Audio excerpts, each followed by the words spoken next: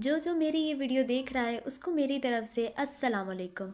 आज हम लोग मासील नोवेल की एपिसोड नंबर 10 रीड करेंगे। तो चलें बगैर वक्त ज़ाया किए स्टार्ट करते हैं। कायनात ईथर से भरी है। ये शफाफ है और तब्दील ना होने वाला है। ना सर्द है और ना गर्म, ना खुश्क है और ना गीला। ज़मीन कायनात का मरकज़ है। इसके गिर्द मादी करे है। कायनात करे की शक्ल में और महदूद है। इसमें ऊपर नीचे दाएं बाएं के तस्वुरात मौजूद हैं। खाली कोई शय नहीं हो सकती। खला गैर फितरी शय है। वो चाय बनाकर कमरे में आई। हाथ में मग थामे वो किसी मैगजीन की वर्दगर्दानी कर रही थी। इरादा चाय के बाद पढ़ाई करने का था। अचानक इसकी तवज्जो कायनात के लफ्ज़ ने खींच ली और वो इन चंद लाइनों की पुरस्रारियत में इस कदर उलझ गई कि अपनी चाय तक भूल गई थी। ग्लास विंडो पर बहता बारिश का पानी भी उसकी तवज्जो नहीं खींच पाया था। कायनात ईथर से भरी पड़ी है। वो पहले जुमरे पर ही अटक गई थी। जाने वो कितनी देर इसमें उलझी रहती जब इसके मोबाइल पर होने वाली थरथराहट ने इसे अपनी जानिब मुतवज्जा किया। मोबाइल उठाकर देखा तो अनजान नंबर से आने वाले मैसेज ने इसकी तवज्जो खींची। बेसाख्ता इसकी पेशानी पर बल पड़े थे, लेकिन जब इसने मैसेज देखा तो हैरान रह गई। किस दुनिया से आई हो? और फिर तो जैसे मैसेजेस की लाइन ही लग गई थी। अब तक कहाँ थी? पता है कितने सालों से तुम्हारी तलाश में था। क्या तुम मेरी उलझनें दूर कर सकती हो? मेरा तुमसे बात करना बहुत ज़रूरी है। इसकी बुनुएं सुकड़ गईं। कौन था ये शख्स जो पागलों की तरह मैसेजेस किए जा रहा था? यकीन करो मुझसे टाइपिंग नहीं होती। मुझे टेक्सिंग करना नहीं पसंद। मैसेज लिखते वक्त मेरी जान जाती है, लेकिन मैं रह नहीं पाया। Who is there? बिल आखिर इसने पूछ ही लिया था, जिसे तुम मासील के नाम से जानती हो। इस जवाब पर वो साकित रह गई थी। समझ नहीं आया था कि गुस्सा करे या कुछ और। कुछ देर बाद ही इसकी प्रोफाइल फ़ोटो भी शो हो गई थी। मिस्टर मासिल, मैं थोड़ा मसरूफ़ हूँ। वो जान छुड़ा कर ऑफलाइन हो चुकी थी, बिना ये सोचे कि कोई सारी रात उसका इंतज़ार करता रहा था। पहला कदम उठाना सबसे मुश्किल होता है, और वो पहला कदम उठा चुकी थी। दिल भारी था, आंखें बोझल थी। जाने का दिल नहीं था, पर अब उसे जाना था। वो एयरपोर्ट पर थी। इसे सिर्फ छोड़ने दो ही लोग आए थे, एक सलमा बेगम और दूसरी हुमैसा। इनके अलावा इसकी ज़िंदगी में था ही क्या? हुमैसा रो रही थी। इसे पिछले 3 दिनों से बुखार था। ऐसी ही कुछ हालत ईमान की भी थी। सलमा बेगम का ब्लड प्रेशर भी ऊपर नीचे हो रहा था। पहली बार बेटी को खुद से दूर भेज रही थी। अनजाने वसवसे दिल को घेरे खड़े थे, लेकिन अपनी तरबियत पर पूरा भरोसा था। फ्लाइट में अभी वक्त बाकी था। वो सलमा बेगम और हुमैसा के दरमियान में बैठी थी। यूं लग रहा था जैसे कुछ छिनने वाला था। उसका हाथ थामे सलमा बेगम ने बोलना शुरू किया था। उनकी आवाज़ नम थी और आंखें भीगी हुई थीं। मैं तुम्हारी तरह पढ़ी लिखी नहीं हूँ ईमान, और ना मुझे किताबी बातें आती हैं। मुझे तो ये भी नहीं पता माएँ अपनी बेटी को कौन सी नसीहतें करती हैं। मैं तो बस इतना जानती हूँ कि अल्लाह ने मुझे सबसे अलग बेटी दी है, जिस पर मुझे पूरा भरोसा है। अलबत्ता इतना ज़रूर कहूँगी कि तुम सिर्फ मेरी बेटी नहीं हो, ईमान भी हो। इसमें कभी बेईमानी मत करना। और ईमान तो जैसे उनके अल्फाज पर साकित रह गई थी। कितने ही लम्बे वो सलमा बेगम की बातों में उलझी रही थी। फिर वो तड़प कर उनके गले लग गई। आंसुओं का ऐसा दौर चला जो ख़त्म होने का नाम ही नहीं ले रहा था। हुमैसा हिचकियों से रो रही थी। वो बार बार कह रही थी, आप भी मत जाएं, मैं आपके बिना नहीं रह पाऊंगी। और ईमान इसे खुद से लिपटाए हुई थी। मैं जल्दी वापस आऊंगी और रोज़ वीडियो कॉल करूंगी। वो उसे पूरी तसल्ली दे रही थी, लेकिन अपना दिल था कि कह रहा था वापस पलट जाओ, आगे मत बढ़ो। पर वो कदम बढ़ा चुकी थी। इसने सलमा बेगम और हुमैसा के लिए बहुत से ख्वाब देखे थे। अनाउंसमेंट होने लगी तो सलमा बेगम ने इसे खुद से अलग किया और सामान उठाते कहा, जल्दी जल्दी चलो। इस वक्त वो दिल पर पत्थर रखे खड़ी थी। जब फैसला कर ही लिया था तो बेहतर था बेटी को खुशी खुशी दुआओं के साथ रुखसत करती। ईमान ने बैग कंधे पर डालते कैरी थामते एक नज़र उन दोनों को देखा, जिनका अक्स आंखों में उबलने वाले नमकीन पानी में कहीं धुंधला सा गया था। और फिर वो हाथ हिलाकर आंखों से ओझल हो गई।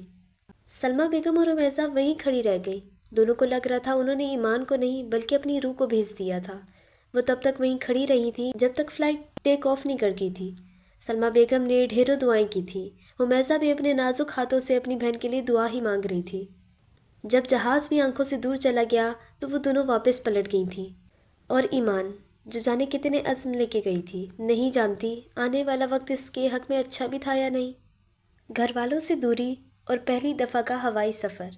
वो जब वेलेंसिया पहुंची तो इसे लगा था जैसे इसकी सारी जान निकल चुकी थी। आंखें रोने के बाद सूजी हुई थी। यहाँ ना کوئی اپنا تھا نہ کوئی سمجھنے والا۔ ایمان کو لگا وہ کسی اور دنیا میں آ گئی ہے۔ اس کا دل تنگ پڑنے لگا تھا۔ حالت عجیب ہو چکی تھی۔ لوگ آ جا رہے تھے اور وہ ایک جانب کھڑی تھی۔ پہلی بار وہ اپنے شہر سے ہی نہیں بلکہ اپنے ملک سے دور آئی تھی۔ دل تھا کہ مان ہی نہیں رہا تھا۔ ایمان کو خود پر حیرت ہو رہی تھی کہ اسے خوش ہونا چاہیے تھا۔ اسے اگر موقع ملا تھا تو اپنی زندگی جینی چاہیے تھی، لیکن وہ دل کو نہیں سمجھا پا رہی تھی۔ ٹیکسی والے کھڑے تھے، اس کے پاس ایڈریس بھی تھا، پر کوئی اس کی بات سمجھ نہیں پا رہا تھا کیونکہ اسے نہ تو ویلنسین زبان آتی تھی اور نہ اسپینش۔ بڑی مشکلوں کے بعد جا کر اسے ایک بوڑھا ٹیکسی ڈرائیور ملا تھا جسے اس نے موبائل سے ہاسٹل کا ایڈریس بتایا اور پھر وہ اسے لے کر ہاسٹل کی جانب رواں ہو گیا۔ اس نے جہاں اللہ کا شکر ادا کیا وہیں سے خوف بھی تھا کہ ٹیکسی ڈرائیور اسے کہیں اور نہ لے جائے یا اسے لوٹ نہ لے، اسی لیے وہ باقاعدگی سے دعائیں مانگ رہی تھی۔ جلنے والوں کی نگاہ سے چھپایا ہوا شخص، مجھ میں رہتا ہے زمانے کا ستایا ہوا شخص، یاد آتا ہے تو بڑھ جاتا ہے نقصان کا رنج، زندگی بھر کا اثاثہ تھا گنوایا ہوا شخص۔ دل نے تعاون کی صورت میں لٹایا ہے نصیب، میں نے کھویا ہے مشقت سے کمایا ہوا شخص۔ جتنا سادہ مجھے سمجھے ہیں میرے شہر کے لوگ، اتنا سادہ بھی نہیں گاؤں سے آیا ہوا شخص۔ وقت کرتا نہیں نسلوں کے تعارف کا لحاظ، بس اچانک سے گراتا ہے اٹھایا ہوا شخص۔ میرے پہلو کے مصافات میں ٹھہری ہوئی شام، یاد کرتے ہوئے روئے گی بھلایا ہوا شخص۔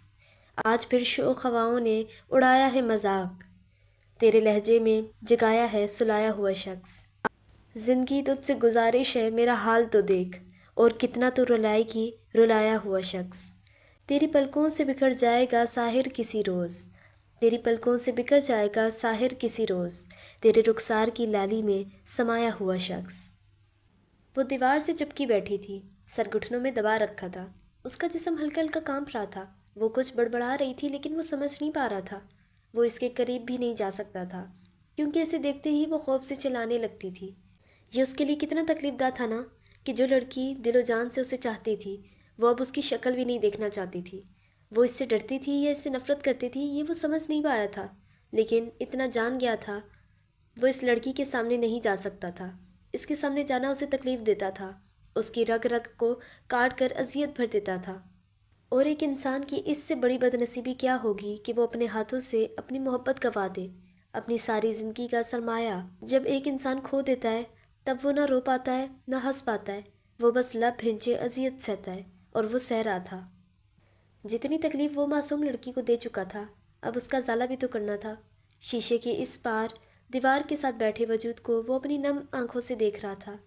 وہ جاننے کی کوشش کر رہا تھا کہ وہ کیا بڑبڑاتی تھی، اور پھر جب کافی دیر غور کرنے پر اسے سمجھ آیا تو وہ ساکت رہ گیا۔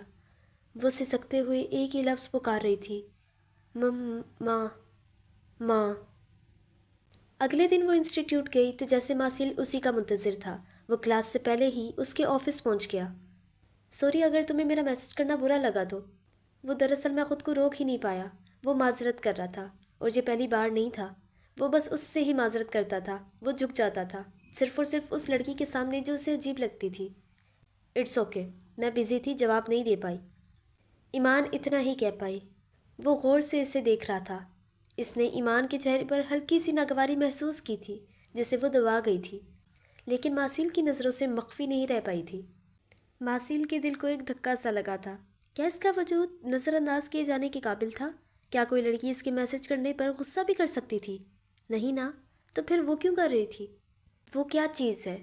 اس نے ایما کے وجود کو نظروں کے حصار میں لیتے اچانک ہی سوال کیا تھا۔ سوری؟ ایما نے نظریں اٹھا کر اسے دیکھا، وہ اس کی بات نہیں سمجھ پائی تھی۔ وہ کیا چیز ہے؟ وہ کون سی اندیکھی دیوار ہے جو تمہیں مجھ سے اتنا دور رکھتی ہے؟ بے ساختہ پوچھا گیا تھا۔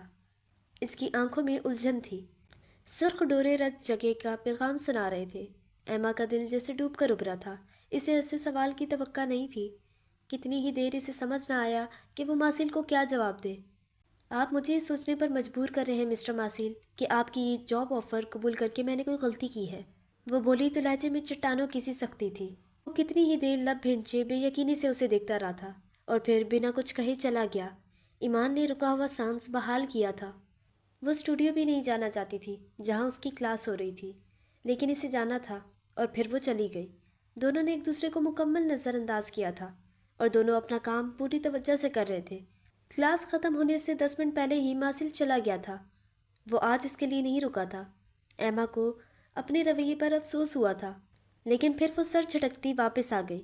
روز اسے جانے کیا کیا بتا رہی تھی، لیکن وہ بس غائب دماغی سے ہوں ہاں ہی کر رہی تھی۔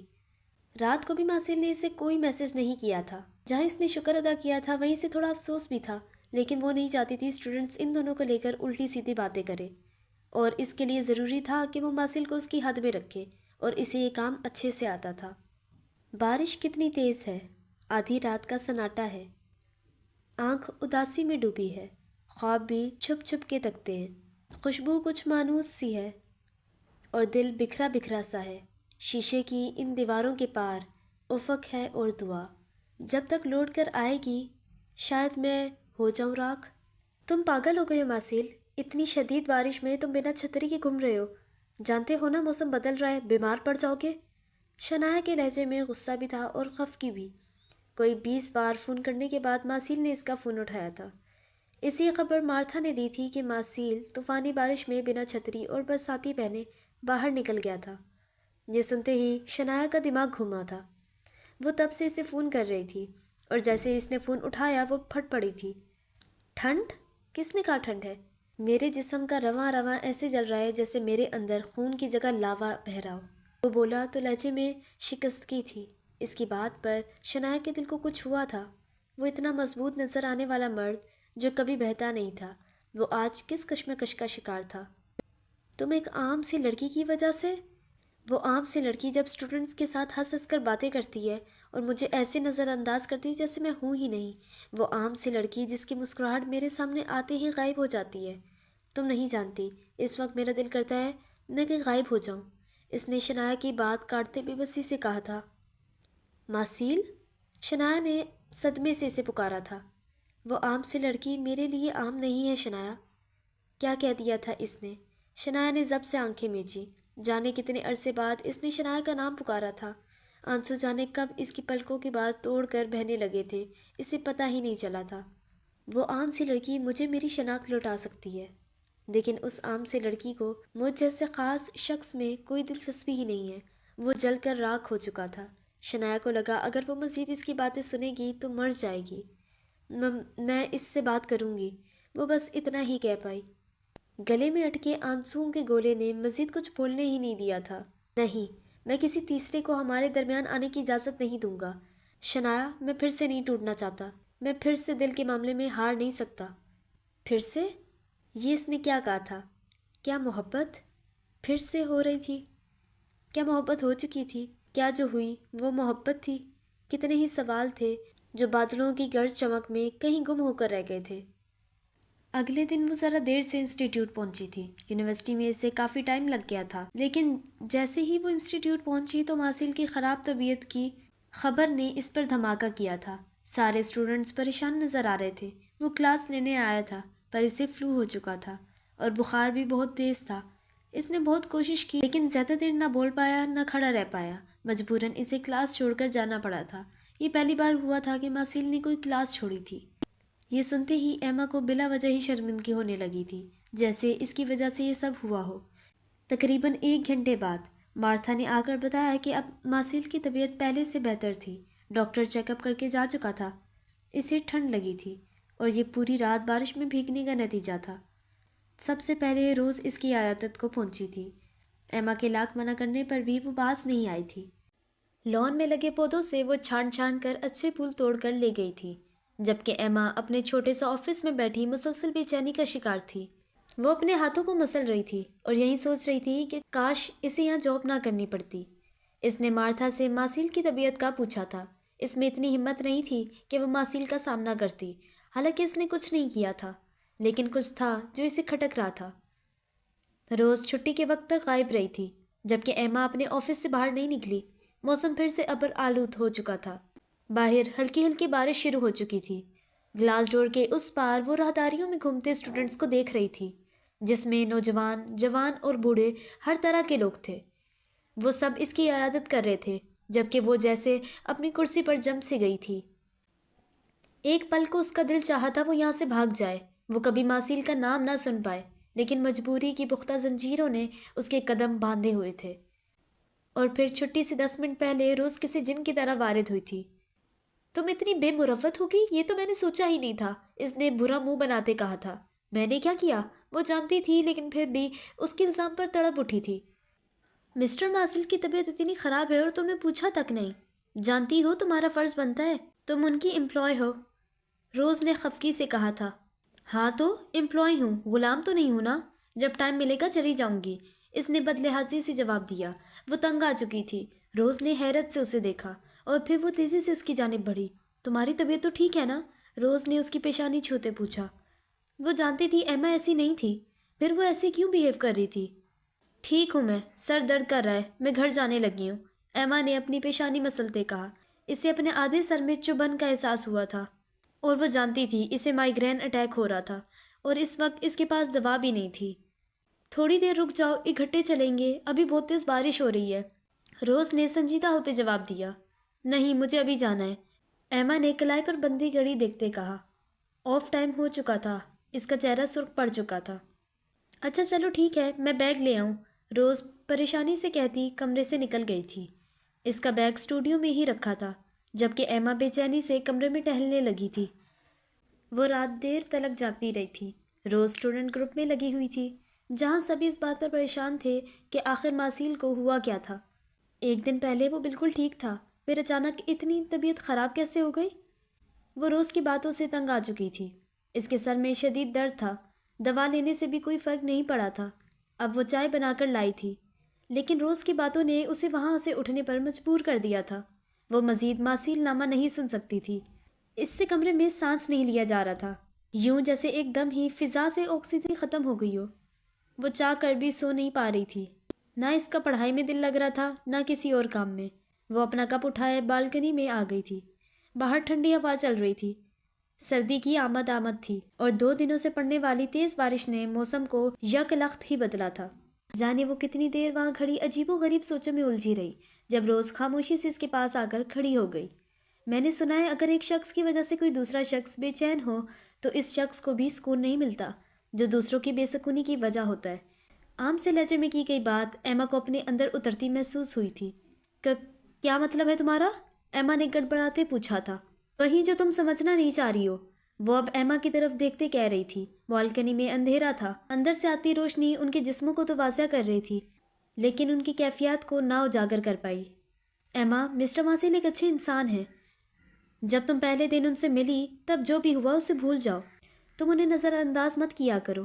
اگر وہ تمہارے نزدیک اہم نہیں ہے تو تم انہیں ویسے ہی ٹریٹ کرو نا جیسے عام لوگوں کو کرتی ہو، ان سے اتنا کیوں کتراتی ہو؟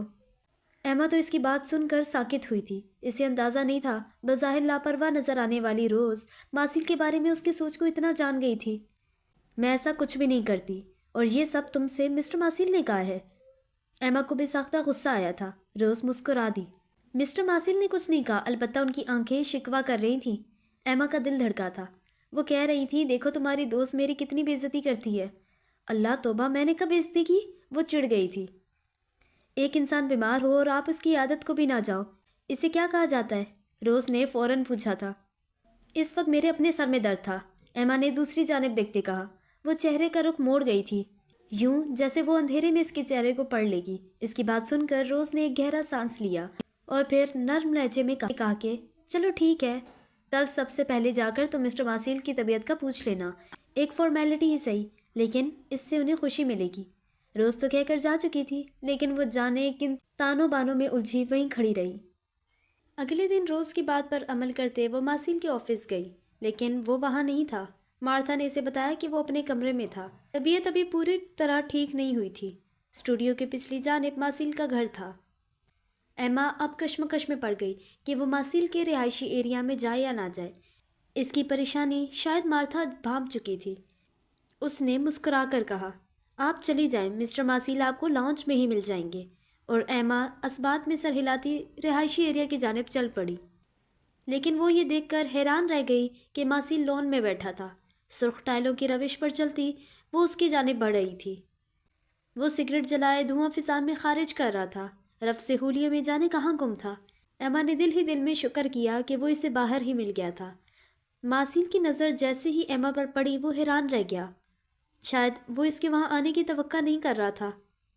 جب ہوش آیا تو سگریٹ پھینکتے فوراً اٹھ کھڑا ہوا. ہیلو، کیسی طبیعت ہے اب آپ کی؟ اس کے قریب پہنچ کر ایما نے زبردستی مسکراتے پوچھا تھا. سگریٹ کی جو بو فضا میں تھی وہ اسے چپتی محسوس ہوئی تھی. ماسیل تو کچھ بول ہی نہ پایا. وہ حیرانی سے اسے دیکھ رہا تھا. اب تو اچھا ہوں. خیال آنے پر وہ جیسے چونکا اور پھر دل سے مسکرا دیا. ویل، آپ آج جلدی آ گئی ہیں. ابھی تو کلاس میں بھی کافی ٹائم ہے. وہ آج اسے تم نہیں آپ کہہ رہا تھا. میں یونیورسٹی سے جلدی فری ہو گئی تو سیدھا ادھر ہی آ گئی. ایما کی نظریں گیلی گھاس پر پڑے سگریٹ کے اس ٹکڑے پر جمی تھیں جو دھیرے دھیرے سلگ رہا تھا. ماسیل اس کی نظروں کے تعاقب میں دیکھتے بے ساختہ بولا تھا. آئی ہوپ کہ آپ کو کسی لڑکے کے اسموکنگ کرنے پر اعتراض نہیں ہوگا. اس نے پورے یقین سے کہا تھا. مجھے سگریٹ کے دھوئیں سے الرجی ہے. میں مائیگرین پیشنٹ ہوں. اس کی ذرا سی اسمیل مجھے ہفتوں بیمار رکھ سکتی ہے.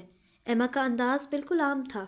اس نے بس ایک بات کی تھی جبکہ ماسیل کو اپنے وجود سے دھواں اڑتا محسوس ہوا تھا. جسے وہ اپنی ضرورت سمجھتا تھا وہ چیز سامنے کھڑی لڑکی کو اذیت دیتی تھی. کتنے ہی لمحے وہ کچھ بول نہ پایا. اس خاموشی کو ایما نے ہی توڑا تھا.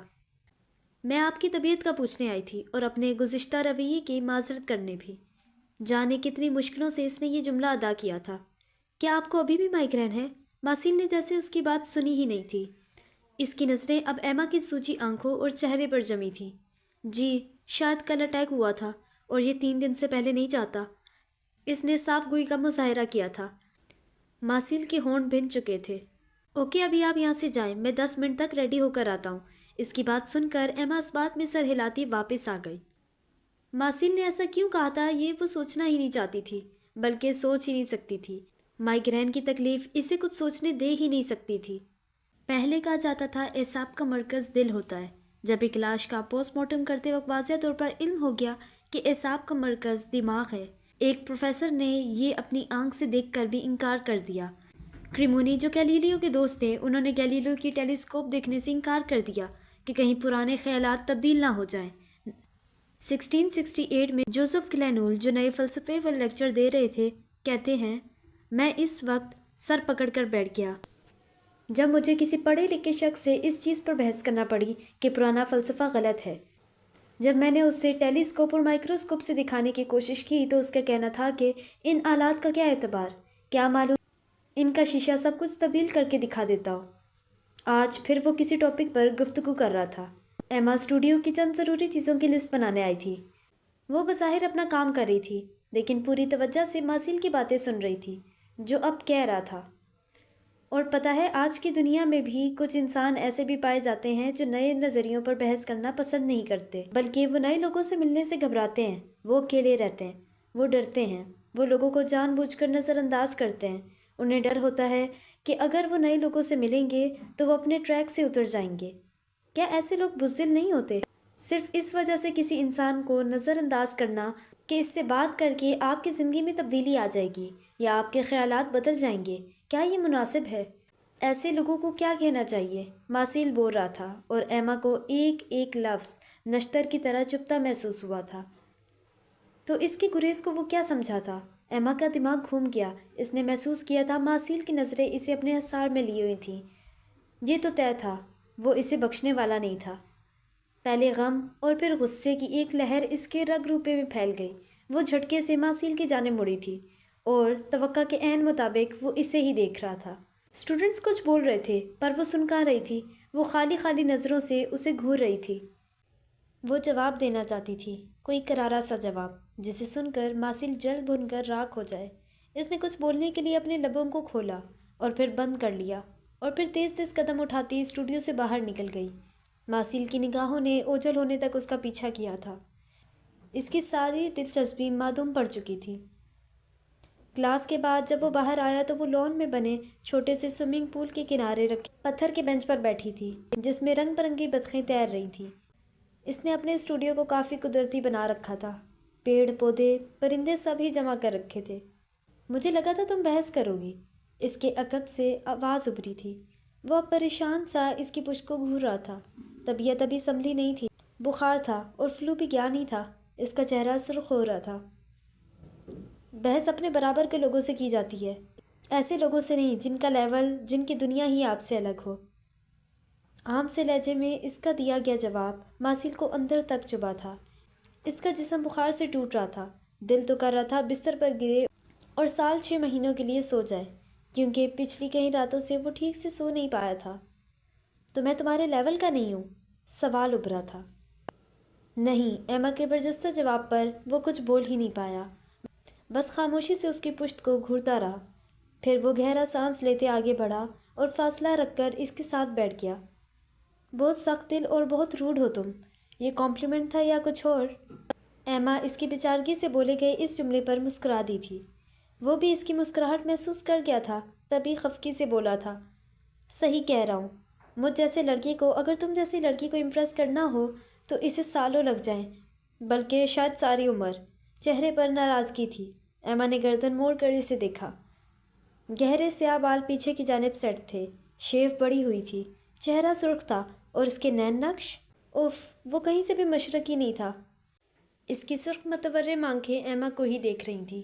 بھلا آپ جیسے انسان کو کیا ضرورت آن پڑی کہ وہ مجھ جیسی لڑکی کو امپریس کرے؟ لہجہ عام سا تھا، لیکن سوال ایسا تھا جس کا جواب ماسیل خود بھی نہیں جانتا تھا۔ ادھم، بھلا آپ جیسے انسان کو کیا ضرورت آن پڑی کہ وہ مجھ جیسی لڑکی کو امپریس کرے؟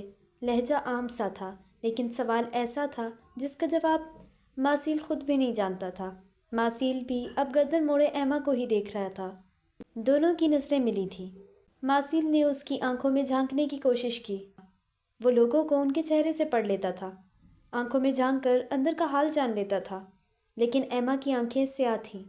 سیاہ یعنی گپ اندھیرا، ایسا اندھیرا جس میں وہ گم تو ہو سکتا تھا پر کچھ ڈھونڈ نہیں سکتا تھا۔ اس کے اتنے غور سے دیکھنے پر ایما نے نظریں چرا لیں۔ وہ اب سامنے پول میں تیرتی رنگ برنگی بطخوں کو دیکھ رہی تھی۔ میری آنکھوں میں آپ کو کچھ نہیں ملے گا۔ اس کے سادہ سے لہجے میں بولے گئے جملے نے ماسیل کو ٹھٹکنے پر مجبور کر دیا تھا۔ یعنی وہ جان گئی تھی کہ ماسیل اس کی آنکھوں میں کچھ ڈھونڈ رہا تھا۔ مجھے ایسے لوگ نہیں پسند جو اپنے جذبات چھپا کر رکھتے ہوں، ماسیل نے خفگی سے کہا۔ جو آپ اپنے جذبات عیاں کر دے، ایسے لوگوں کی قدر نہیں ہوتی۔ وہ اسے سچ بتا رہی تھی۔ ایسے لوگ دل پھینک کے لائے جاتے ہیں۔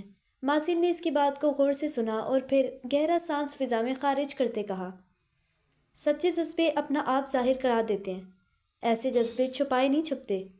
میں بہت اوپن مائنڈڈ ہوں ایما۔ مجھے سالوں سے کوئی لڑکی پسند نہیں آئی، اس لیے میری کوئی گرل فرینڈ نہیں ہے، کیونکہ مجھے اس میں دلچسپی نہیں کہ کون لڑکی مجھے پسند کرتی ہے اور کون میرے ساتھ ڈنر کرنا چاہتی ہے، یا کون میرے ساتھ ایک حسین شام بتانا چاہتی ہے۔ ہاں، مجھے تلاش تھی ایسی لڑکی کی جو مجھے متاثر کر سکے، جسے دیکھ کر مجھے احساس ہو کہ یہ صرف میرے لیے بنی ہے، اور اب میری یہ تلاش پوری ہو چکی ہے۔ آخری جملہ اس نے ایما کے چہرے کو نظروں کے حصار میں لیتے بولا تھا۔ اس کی بات پر ایما کا دل دھڑکا تھا۔ اس نے ماسیل کی آخری بات کو مکمل اگنور کیا تھا۔ کیا تم نے کبھی کسی سے محبت کی ہے؟ سوال غیر متوقع تھا۔ ایما نے حیرانی سے ماسیل کو دیکھا۔ وہ اب بھی اسے ہی دیکھ رہا تھا۔ اب وہ اس کے چہرے سے تاثرات جانچنا چاہ رہا تھا۔ وہ کئی لمحے اس کی بات پر غور کرتی رہی۔ دل اتنی تیزی سے دھڑک رہا تھا کہ اسے اپنی دھڑکن صاف سنائی دے رہی تھی۔ انہیں اتنے غور سے مت دیکھنا کہ تمہیں پسند آ جائیں، کیونکہ یہ انگیجڈ ہیں۔ اس کی سماعت سے چند الفاظ ٹکرائے تھے۔ اس کے اندر چھن سے کچھ ٹوٹا تھا۔ عبدل، یہ نام فضاؤں میں گونج کر رہ گیا تھا۔ نہیں، محبت سے میرا کوئی لینا دینا نہیں، اس نے مسکراتے ہوئے جواب دیا تھا، اور وہ نہیں جانتی تھی ماسیل نے اس کا جواب سن کر اپنی اٹکی سانسیں بحال کی تھیں۔ دیٹس گریٹ، وہ بلا وجہ ہی خوش ہوا تھا۔ مجھ سے نہیں پوچھو گی یہی سوال؟ وہ اس کی خاموشی پر حیران تھا۔ لوگ تو اس سے یہ سوال سب سے پہلے کرتے تھے کہ ماسیل دی بت ساز نے کبھی کسی سے محبت کی تھی یا نہیں، لیکن وہ عجیب لڑکی تھی جسے اس کی ذات میں جیسے کوئی دلچسپی ہی نہیں تھی۔ نہیں، ضرورت ہی نہیں، مجھے لوگوں کی پرسنل لائف میں انٹرسٹ کم ہی ہوتا ہے، وہ سادہ سے لہجے میں کہتی اٹھ کھڑی ہوئی۔ ہاں ٹھیک کہا، تم تو میرا نام تک نہیں جانتی۔ پھیکی سی مسکان اس کے لبوں پر ابھری تھی۔ ایما نے رک کر اسے دیکھا۔ ماسیل کا ماسیل کے علاوہ اور کیا نام ہو سکتا ہے بھلا؟ وہ تعجب سے بولی۔ وہیں جو نہیں ہونا چاہیے تھا۔ برجستہ جواب آیا تھا۔ کیا نام ہے آپ کا؟ یہ پہلا سوال تھا۔ ادھم، ابو ادم۔ اور وہ دیکھتی ہی رہ گئی۔ ابو ادم یعنی اسلامی نام، یعنی وہ مسلمان تھا۔ نہیں، وہ مسلمان تو نہیں لگتا تھا۔ इसे तो मुसलमानों से नफ़रत थी, पर फिर वो अबू अदम क्यों था? लेकिन वो अदम लफ्ज़ पर गौर करना भूल गई थी। अदम यानी स्याह, अंधेरा, तारीकी, स्याही यानी मौत। तुम्हें क्या लगता था मिस्टर अब्दुल कि तुम भाग जाओगे, छुप जाओगे और हिजल तुम्हें ढूंढ नहीं पाएगी? वो कहरबार नज़रें लिए इसके सामने खड़ी थी। वो कल ही अपने टूर से वापस लौटा था और इस वक्त अपने दोस्तों के साथ क्लब में सिगरेट फूंक रहा था। तिरकते जिस्म चारों जानिब घूम रहे थे। इसे देखते ही सिगरेट पीते अब्दुल को उछू लगा और वो झटके से सीधा हुआ। सिगरेट हाथ से छूटकर नीचे गिर चुका था। इसे अंदाज़ा नहीं था हेज़ल यहाँ तक पहुँच जाएगी। मुझे झूठ बोलने वाले लोग नहीं पसंद। तुम्हारी वजह से मेरा कितना नुकसान हुआ है क्या तुम्हें अंदाज़ा है? इसने गुस्से से चीखते हुए अपना कीमती बैग अब्दुल को दे मारा। वो लाल भभो का चेहरा लिए इसे कच्चा चबा जाने को तैयार थी, जबकि अब्दुल तो इसके रवैये पर शौक था। इसके दोस्त हैरानी से कभी अब्दुल को तो कभी हेज़ल को देख रहे थे। अब्दुल ने बैग उठाया और आगे बढ़कर हेज़ल का बाजू थामे इसे खींचते हुए बाहर निकल आया। छोड़ो मुझे झूठे इंसान! हेज़ल ने झटके से अपना बाजू छुड़ाया। मैडम आप होश में नहीं हैं, जाएं यहाँ से। वो इसे क्लब से बाहर ले आया था। अब वो दोनों मेन रोड पर खड़े थे। हेज़ल का सांस धुंकनी की तरह चल रहा था। तुम जॉब शुरू करने से पहले ही छोड़कर भाग गए, आखिर क्यों? इतने बुज़दिल हो क्या? वो अपने सामने खड़े अब्दुल की आंखों में आंखें डाले पूछ रही थी। जगह जगह से फटी जीन्स और टी शर्ट पर वो अपने अजीबोगरीब कटिंग वाले बालों को पोनी में कैद किए इसे ही देख रहा था। इसका अंदाज बड़ा सर्द था, ना कोई गुस्सा ना कोई परेशानी। वो सर्द निगाहों से हेज़ल को देख रहा था, जो इस वक्त नक्सक सी तैयार यकीनन किसी शूट से वापस आई थी। अचानक ही टूर का प्लान बन गया था। वो नज़रें चुराते बोला था, अच्छा तो फिर शाली को इनकार क्यों किया? वो अभी भी गुस्से में थी। शाली के नाम पर अब्दुल ने बुरा सा मुँह बनाया था। कल सुबह 10 बजे मैं पहुंच जाऊंगा। इस वक्त जान छुड़ाने का यही बहाना मिला था। 10 बजे नहीं, 8 बजे। तुम्हारे बाप की नौकर नहीं हूँ जो तुम्हारा इंतज़ार करूँगी, समझ आ गई ना? इसका गुस्सा किसी सूरत ठंडा नहीं हो रहा था। ओके, अब्दुल ने गहरा सांस लेते कहा। 8 बजे याद से, नहीं तो तुम्हारे इस घोंसले में आग लगा दूंगी। वो इसके बालों की जानिब इशारा करते वापस पलट गई। इसके जूतों की टिक टिक की आवाज़ उभरी और फिर कुछ फासले पर खड़ी गाड़ी में बैठकर वो फराटे भरती जा चुकी थी। घोंसला? Oh my God! अब्दुल ने बेसाख्ता अपने बालों को छुआ था और फिर हौले से मुस्कुरा दिया। इसकी निगाहों ने दूर तक हेज़ल की गाड़ी का पीछा किया था। तो जी आज की एपिसोड हम लोग यहाँ तक ही रखेंगे। उम्मीद करती हूँ आज की एपिसोड आपको अच्छी लगी होगी। आप लोग कमेंट सेक्शन में आज की एपिसोड के रिव्यूज़ ज़रूर दीजिएगा और वीडियो को लाइक ज़रूर करें। शुक्रिया।